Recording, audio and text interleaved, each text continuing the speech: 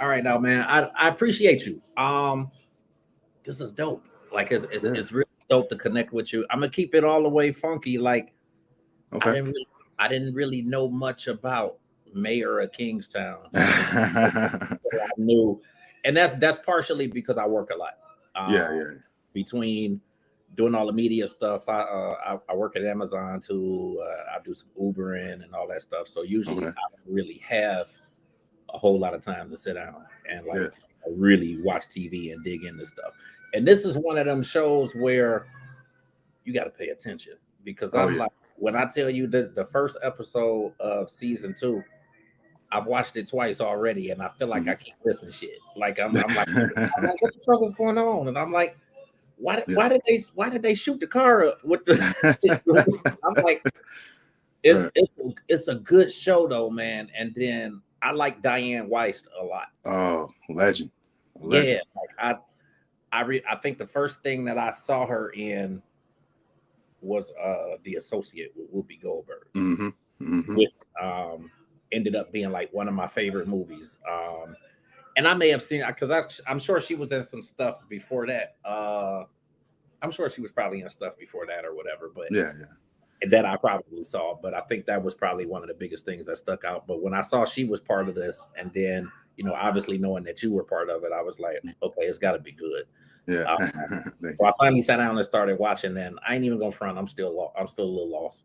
But I haven't watched season one either, though. So I think Okay. I'm gonna go back and actually watch season one. But talk a little bit about like why this show was good for you. Like how did you even get involved with it? First of all. Oh, my rep, my manager, Melissa Young Management, her and the team, they're all amazing. You know, they shoot me, they submit me, and they get the request for me to audition. They send it over. I actually auditioned for a role in the first season, and I Okay. forgot about it. I didn't get that one. Usually, when I'm done for auditions, like toss it away, Right. move Right. on to the next. Right. Then second season came around, they sent the audition over. I just looked at my history, saw I auditioned last year. It was like a co-star role at first, Okay. and I was like, cool, let's do it. A couple weeks went by, heard nothing. And then it was like, okay, we have this other co-star role you should submit for. I submitted. Cool, nothing went by. It was like another month. I was like, I thought they liked me, but maybe they don't. Right. I don't know. And then it was like, here's a callback, but we want you to actually submit for 3 other roles. So I Damn. submit for these other 3 roles. There's like 5 auditions in. Okay. Crickets for like another few weeks. I'm like, dang, what is it? And Right. then they hit me again with another role with fewer lines and submit for that one. And then they hit me with Diedrich. And with Diedrich, they was like, here's the audition piece, but we want you to also to read this more substantial part uh, that was in a scene with me and Jeremy's character, Mike Husky, Yeah. a few pages long. And I was like, cool, I love this role. I hope I can get it. They hit me up like 2 weeks later. We're going to give you the role like the correction officer or something. I was like, oh, man. Right. But I was like, cool, though. I'm working. So I was I mean, grateful. I was like, you but know to what? me, that's like to me, those are the best parts of the show is like in the prison and like the stuff that's Yeah. going on. Yeah. Like Yeah. I guess I'm like I said, I'm still a little bit lost. Like why are they beating the shit out of like the prisoners and all of that? Like what's going like what's going on? Like Yeah, they well the show is reflecting on it's not just like an ordinary prison show, people in there. They're reflecting on the mistreatment of a lot of prisons, how they treat how racism is involved, how they treat the different prisoners of the different races, and and how unfair it is. And they want to highlight that in okay, this show okay, and add some more complexity and levels to it. So even though you see people, the violence is there, there's also complex stories behind all these characters of right, why they are there, why they are acting the way they are. If right. you, I don't want to give you spoiler alerts for season No, one. that's cool. I mean, that breaks it down for me a little bit better. And I mean, obviously, even though like I even look back at like as far as prison shows, like I Yeah, even look back at like Orange is the New Black, and I know mm. these are totally different ends of the spectrum. I'm But with you though. I'm listening. when you looked at that series, Yeah, like one of the biggest things about it was it looked back into like their actual story and why they went yeah, there and what went on and that sort of. So I get it. So that yeah, actually makes it makes sense and it gives me, I guess, a better perspective of what Yeah. I'm looking at. So I may look back at it for a third time now. And be like, okay, I get that shit. You should. But, You see why certain prisoners react, why things have happened. Because at the end of the day, you know, these prisoners are fed up right. with the mistreatment. They're fed up with the false promises and the lies that's fed to them. Crazy man. Like when they shot into the car and the dog was on top of the jumped in the car. Like Yeah. I kept looking at it and I'm like, Yeah. I think the stupid part of me, I'm like, is he dead or is he moving? Because I think the first time I watched, I didn't realize the dog jumped in the car. Yeah. Oh yeah. I'm like, shit, like the dog is eating them. And then when they came and shot the dog, I'm like, they wasn't even taking a chance with that dog. Right. It's really good though. Like it is good, man. I actually watched like one episode before my first audition just to get the tone of the show, and I ended up getting hooked. I binged like the first season before I auditioned because it was that good. I mean, the first episode of the first season is going to grab you. It's just the things come out as big surprises come. I'm gonna go back and watch season 1 just so that I can really catch up on it, and then that probably will help too with me watching. Yeah. You understand why my character is there and why the other gang leaders are there. Right. So like, how do you actually like being a part of the show? You know, considering that you've auditioned for several characters now, like 5-6 roles. Oh, it's a blessing, man.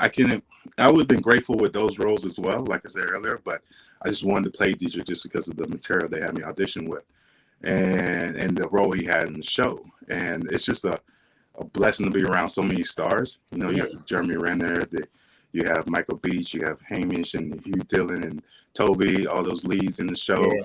And like you said, Diane, and they just, I just soak it up. You know, I learn from them, watching them acting, watching them on set and interacting with them. And if you see episode 2 of this season where my character comes in, that scene was so intense. And see, that was gonna be my next question, because like I think I was looking at certain parts so much that I'm like, I can't tell if he came in or not. I'm like, but it's cool also to know that Michael Beach is part of it, because I didn't realize that he was part of it also. It's a really, really strong cast when you mention him, but also with, you know, Renner and like all of the other people that are part of this. Like, it's really good. I can see this like really lasting. Yeah, man. I hope so. I hope to be in there. I hope I continue.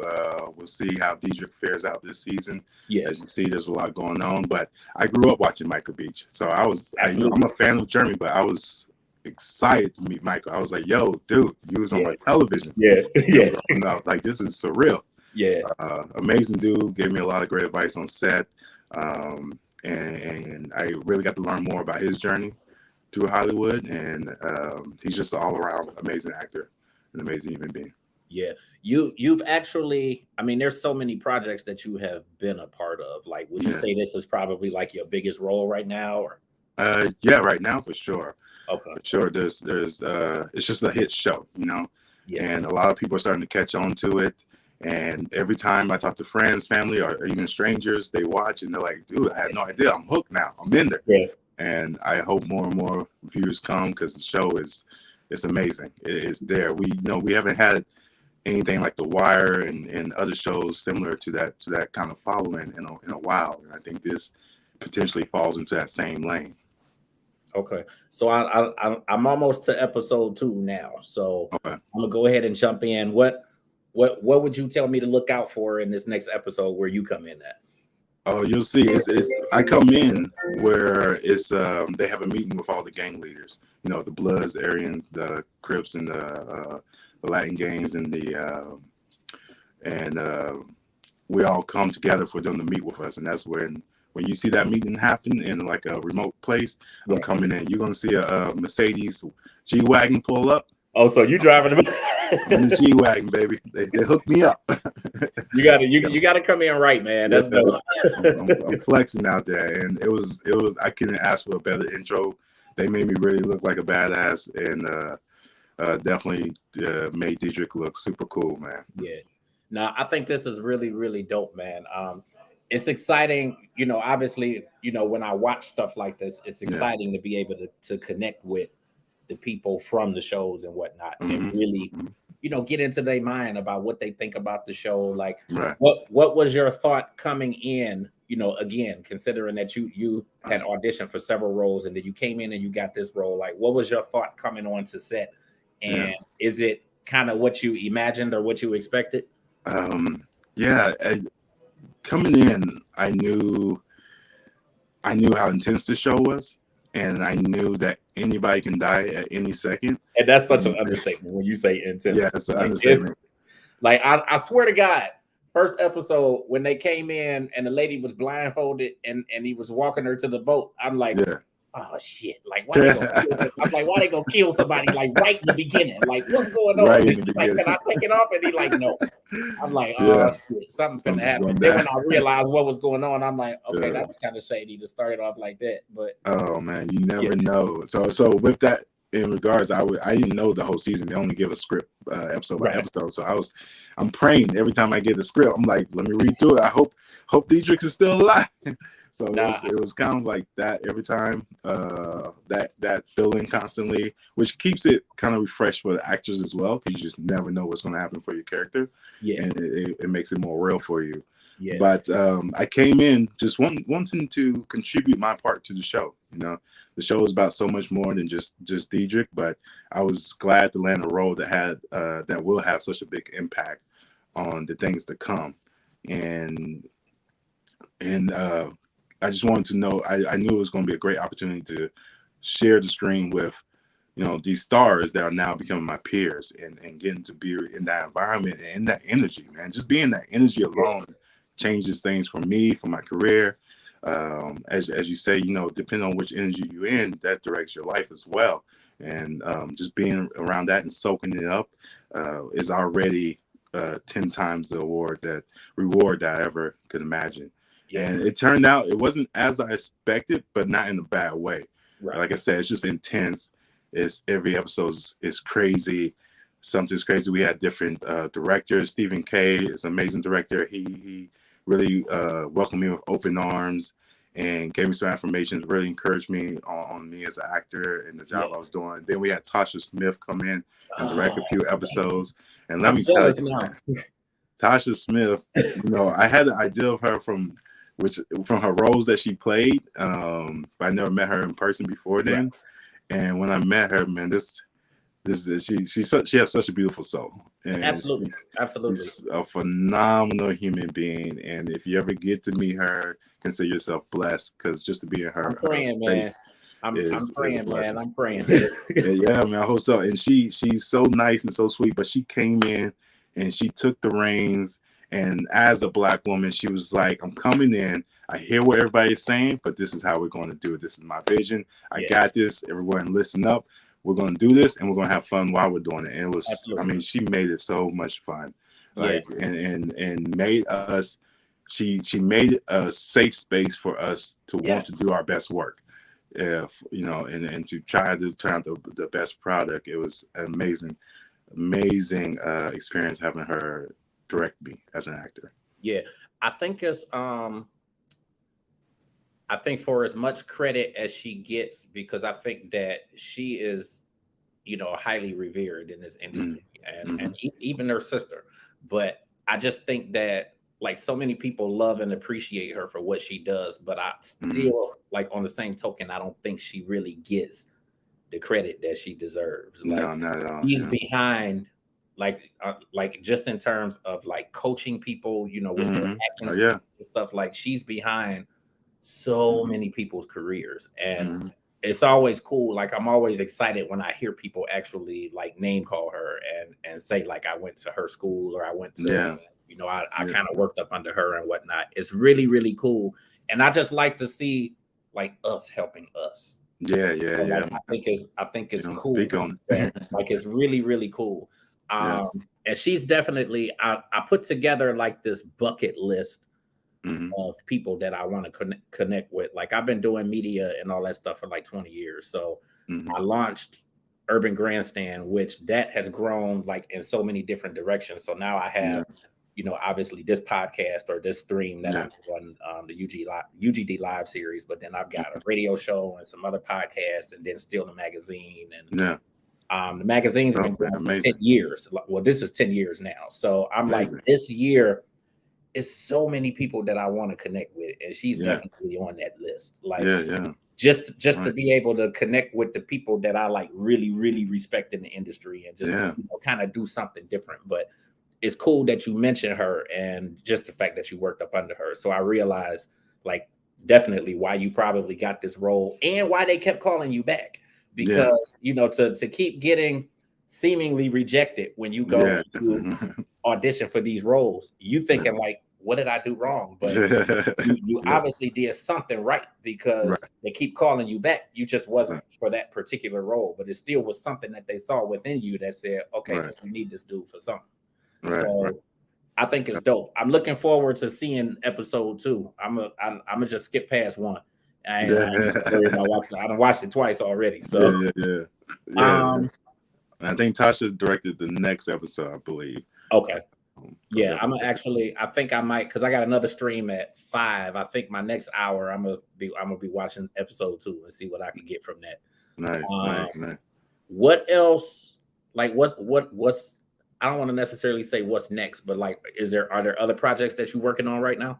Yeah, yeah. One, I'm on the show called Poker Face with Okay, Natasha yeah, I Leone. saw that.